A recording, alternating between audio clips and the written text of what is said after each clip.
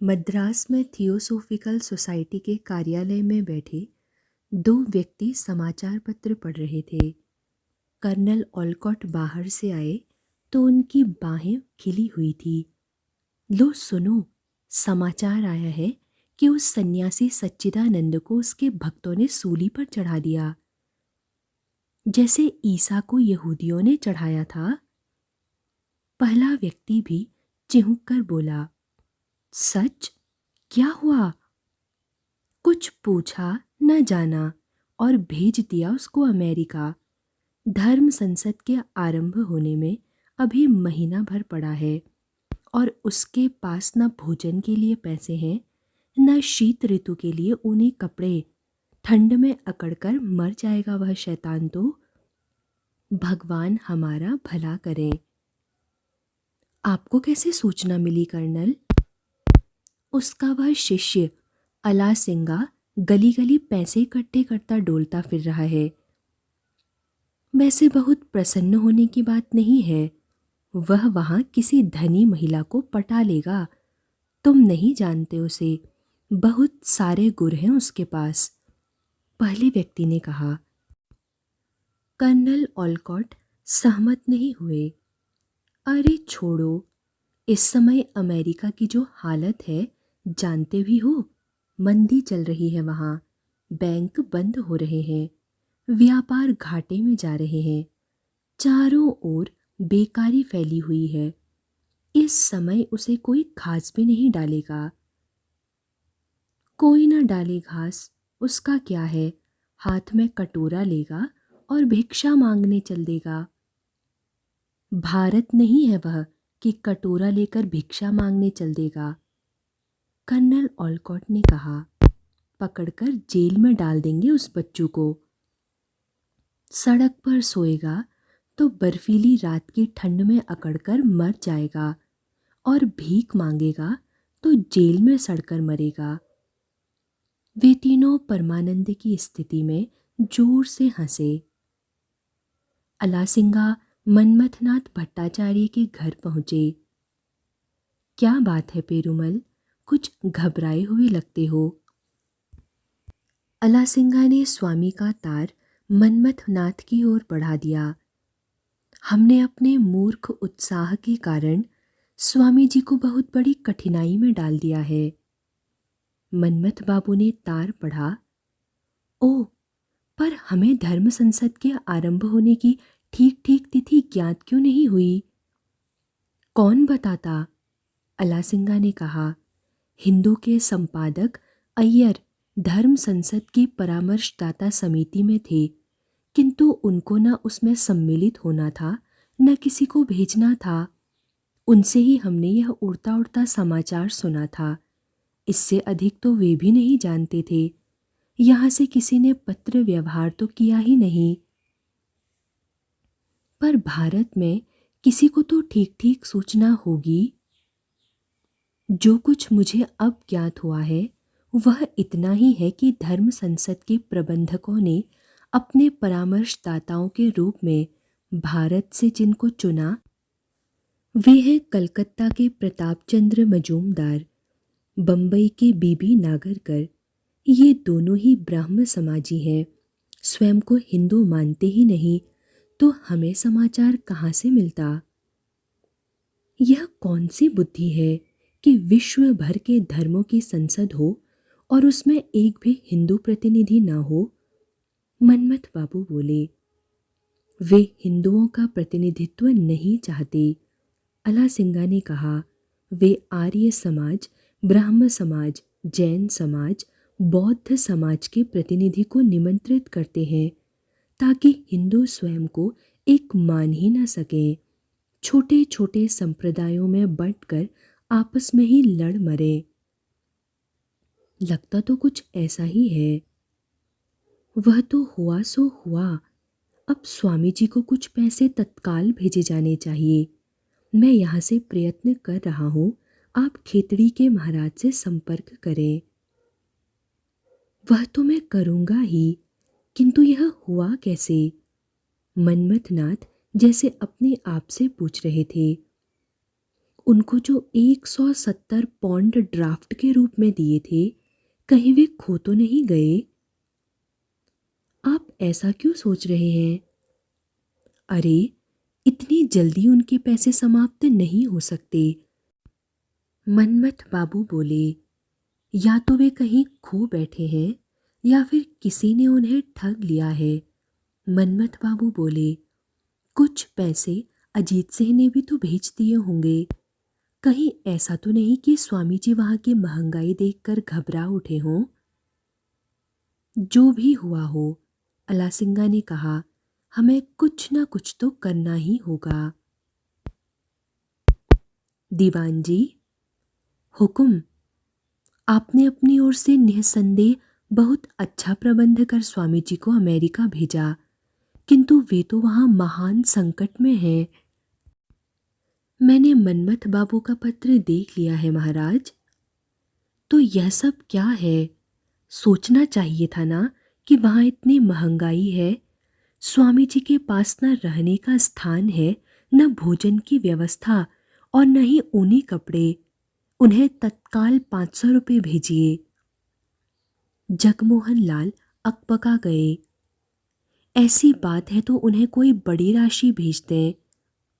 आप जानते हैं वे सन्यासी हैं, अपनी आवश्यकता से अधिक एक पैसा स्वीकार नहीं करेंगे।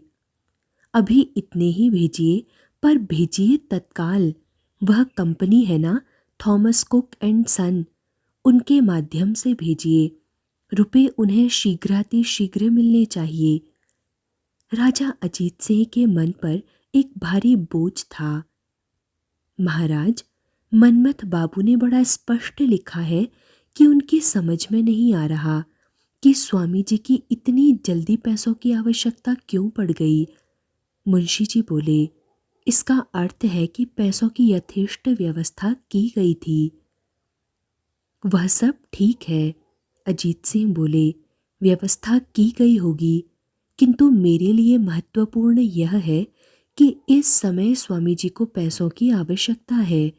वे कष्ट में हैं, उन्हें पैसे भेजिए। राजा ने रुककर मुंशी जी की ओर देखा। मनमथ बाबू ने यह भी लिखा है कि उनको या तो ठग लिया गया है या लूट लिया गया है। स्वामी जी सांसारिक आदमी नहीं है, पैसे संभाल नहीं पाए होंगे, किंतु कारणों को खोजना और उनका विश्लेषण करना महत्वपूर्ण है या उनका कष्ट दूर करना। मैं तत्काल पैसे भिजवाने की व्यवस्था करता हूँ महाराज। महिला कारागार बॉस्टन की अधीक्षिका श्रीमती जॉनसन कैथरीन सैनबोर्न से मिलने आई। कैट, हमारा एक काम कर दो भाई। क्या काम है जो मैं कर सकती हूँ और आप नहीं कर सकती? हमारी सुधारशाला में तुम्हारा एक रोचक सा भाषण हो जाए। बहुत दिनों से वहाँ कोई मनोरंजक कार्यक्रम नहीं हुआ। मनहूसियत छाई रहती है। तुम्हारे जैसा विनोदी वक्ता आसपास कोई और है भी नहीं, और तुम पिछले दिनों यहाँ थी भी नहीं। जैसे कि होती तो तुम्हारी उस मनहूस जेल में चली ही आती। केट हंसी। क्या? तुम जानती हो मैं अपने विनोदी व्याख्यान ऐसे ही नहीं उड़ेलती फिरती। केट ने कहा, मैं वह काम पैसों के लिए करती हूँ। तुम्हारी सुधारशाला क्या देगी मुझे? और वैसे भी उस कारागार में बंदिनी उन स्त्रियों के सामने बोलकर मुझे क्या मिलना है? बड़ी स्वार्थी हो। श्रीमती जॉनसन के मुख से अनायास ही निकला, किसी और का भला करने के विषय में भी कभी सोच लिया करो। केट ने कुछ कहने को मुंह खोला ही था कि स्वयं को रोक लिया। उसकी आंखों में एक आकस्मिक चमक जागी। चलो, तुम्हारी उन बंदरियों के मनोरंजन का प्रबंध मैं कर देती हूँ। बंदरियों? अरे बंदिनियां ही सही, क्या अंतर है? कैसे? श्रीमती जॉनसन ने शब्दों पर अधिक विवाद नहीं किया। वे जानती थी कि केट को शब्दों से खेलने का व्यसन था। मैं अपने साथ लाई तो हूँ एक विचित्र देश का एक विचित्र प्राणी, विवेकानंद। उसे ले जाओ। वह केवल धर्म की बातें करता है, पैसे मांगना उसे आता ही नहीं। वह तुमसे कुछ नहीं मांगेगा।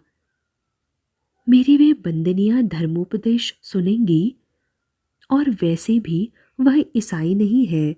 उस मूर्ति पूजक हीदन का धर्मोपदेश। अरे, उसे देखकर तो तुम्हारी बंदनियों के चेहरे खिल उठेंगे।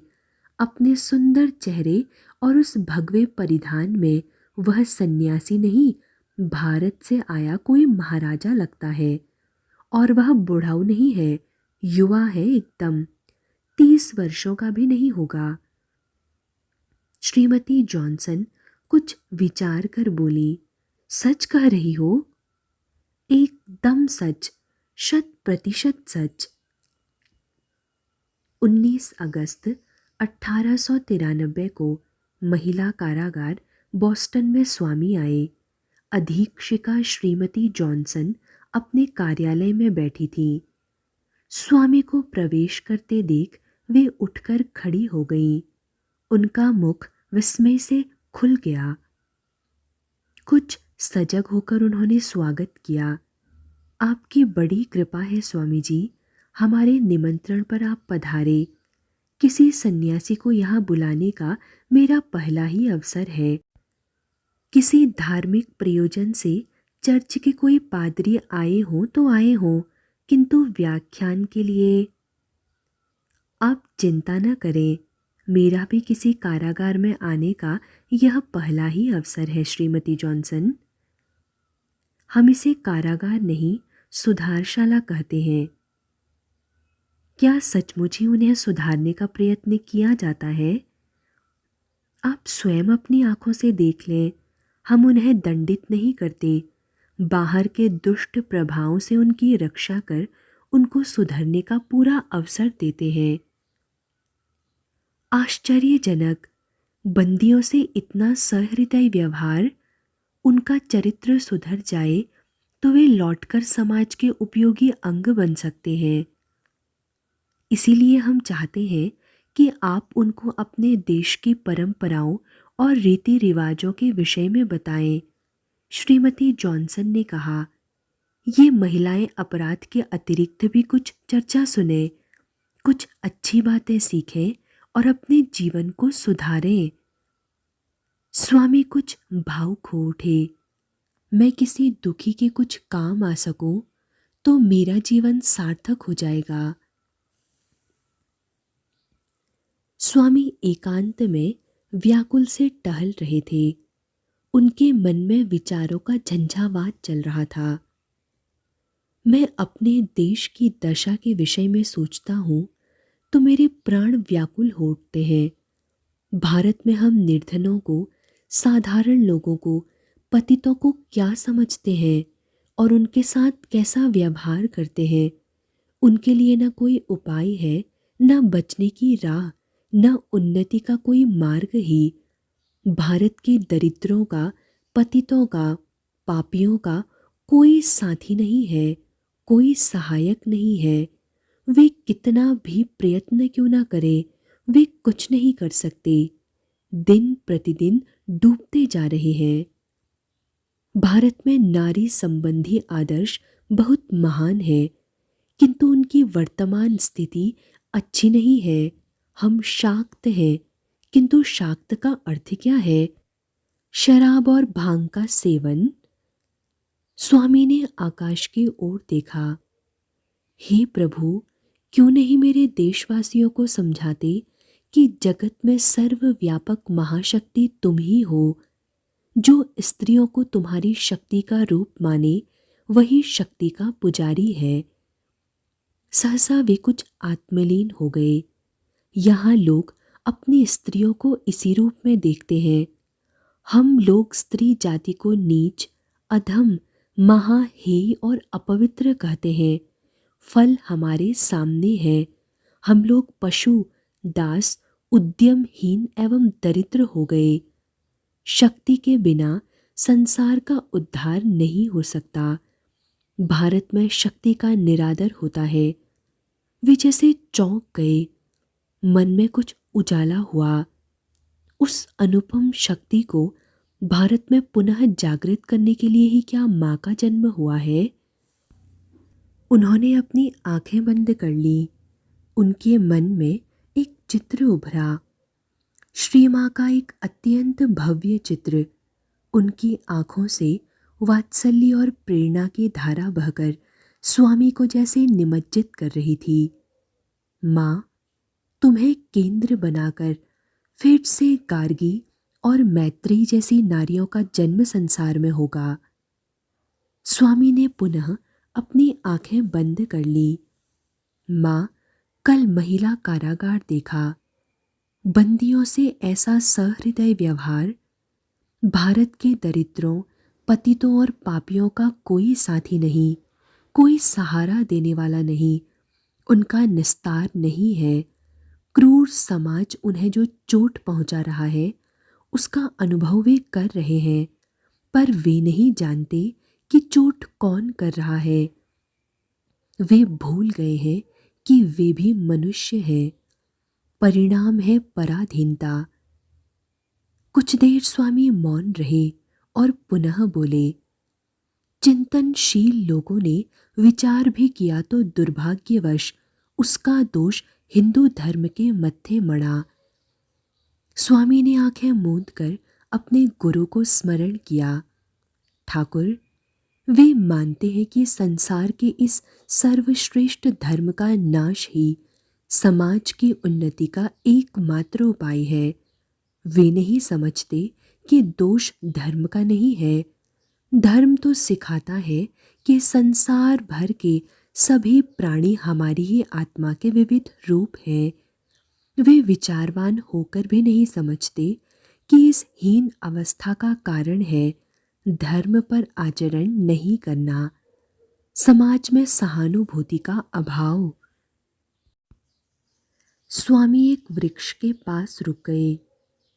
अत्याचार और दासता एक ही सिक्के के दो पक्ष हैं।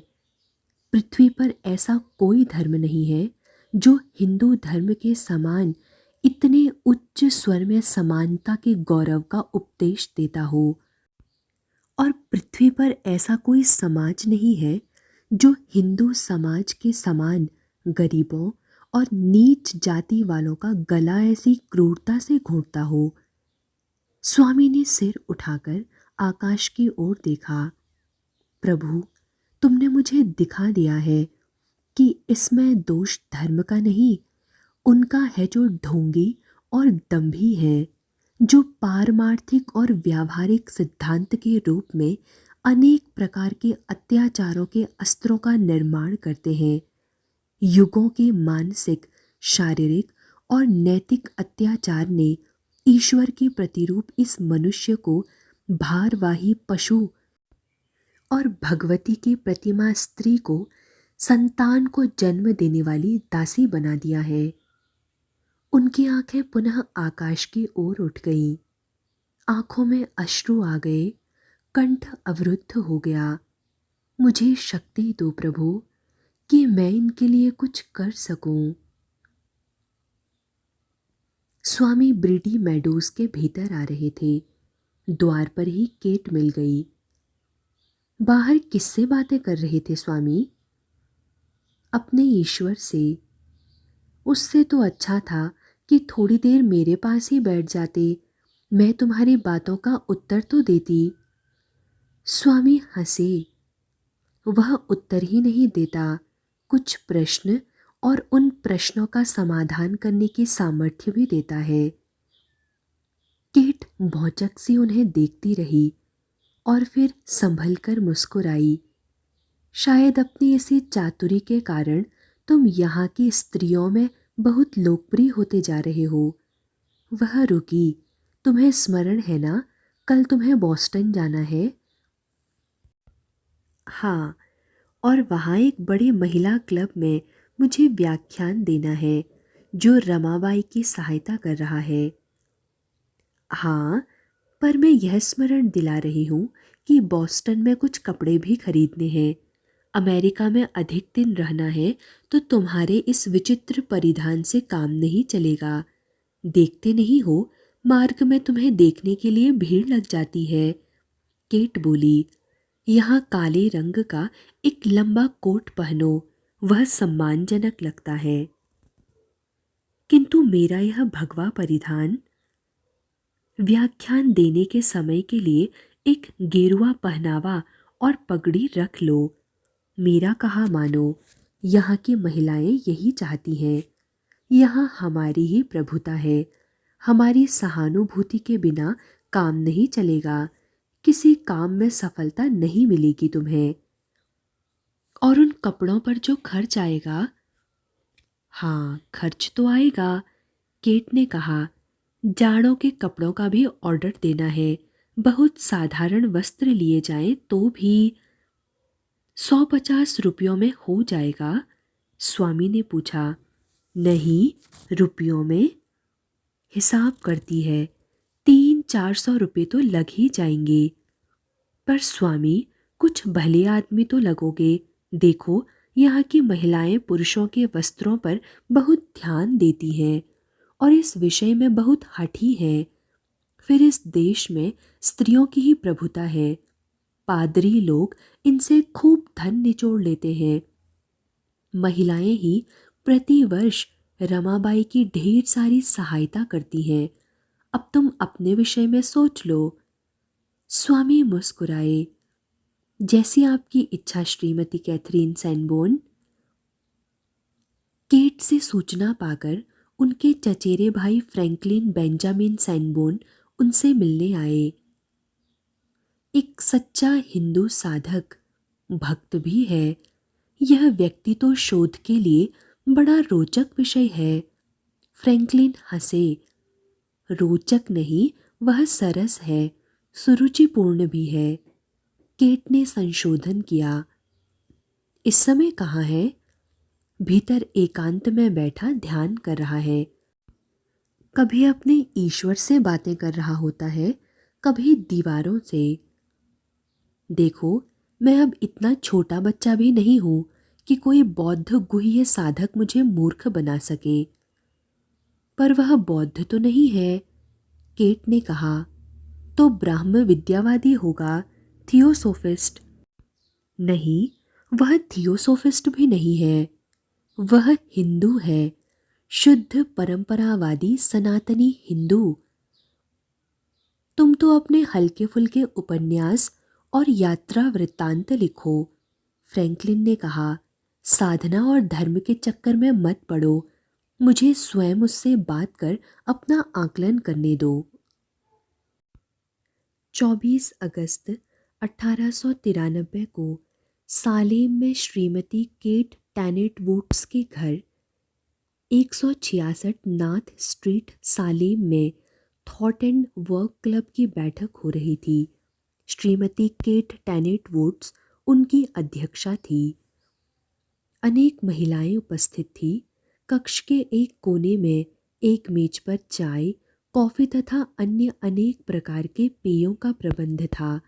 सबके हाथों में किसी प्रकार का कोई ग्लास अथवा प्याला था। साथ ही गर्मा गर्म बहस चल रही थी। यह केट सैनबोर्न उस हिंदू सन्यासी को क्या ले आई है? अपने को बड़ी तीसमारखा समझने लगी है। तो तुम्हें क्या कष्ट है? तुम भी किसी को ले आओ।